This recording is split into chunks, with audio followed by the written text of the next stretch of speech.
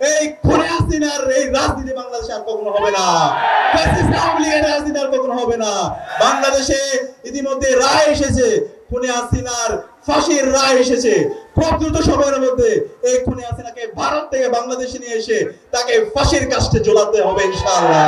একই সাথে বাংলাদেশে খুনে হাসিনার যত দোষর আছে, এই দোষরের মধ্যে খুনে হাসিনার যত দোষর আছে সবাইকে বিচারের আওতায় নিয়ে আসা হবে। বাংলাদেশে খুনে হাসিনা এবং তার দোষরদের রাজনীতি করার কোনো অধিকার নাই।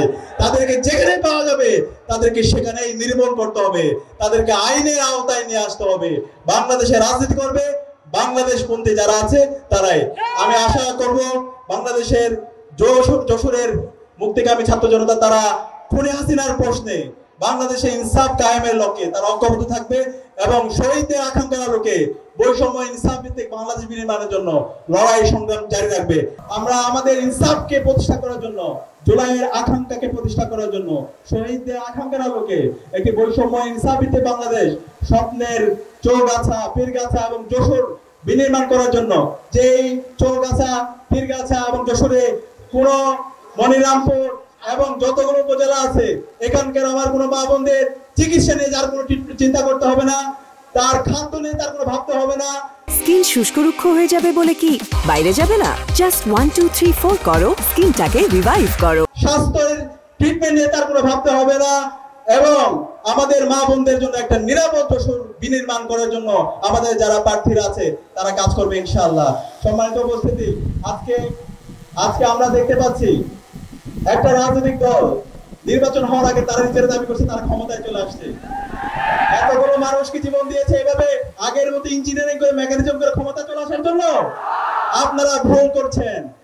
ডাকসু, জাকসু, রাকসু, চাকসু আপনারা তো দেখেছেন বাংলাদেশের তরুণরা কাদের পক্ষে নিয়েছে।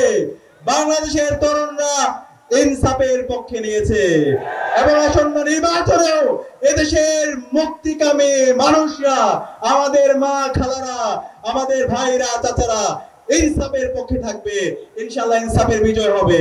সুতরাং কেউ যদি আবার নবফেস হতে চান, কেউ যদি আবার সেই চাঁদাবাজি, টেন্ডারবাজি ফিরিয়ে আসতে চান, কেউ যদি আবার সন্ত্রাসবাজি করতে চান, কেউ যদি আগের মতো কেন্দ্র দখল করে মেকানিজম করে ক্ষমতা দখল করতে চান, বাংলাদেশে ফ্যাসিবাদের যে পরিণতি হয়েছিল, খুনে হাসিনার যে পরিণতি হয়েছিল তার চাইতে খারাপ পরিণতি আপনাদের হবে।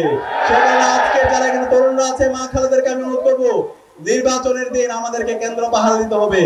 নির্বাচনের দিন কেউ যেন বেশি শক্তি প্রদর্শন করে আমাদের যে গণতান্ত্রিক অধিকার, সে অধিকার যেন কেউ হরণ করতে না পারে, সে জায়গায় আমাদেরকে সতর্ক থাকতে হবে। এবং একই সাথে আমরা দেখতে পাচ্ছি আজকে ফ্যাসিস্ট খুনে হাসিনাকে দায় মুক্তি দেওয়ার জন্য বিভিন্ন পক্ষ চেষ্টা করছে।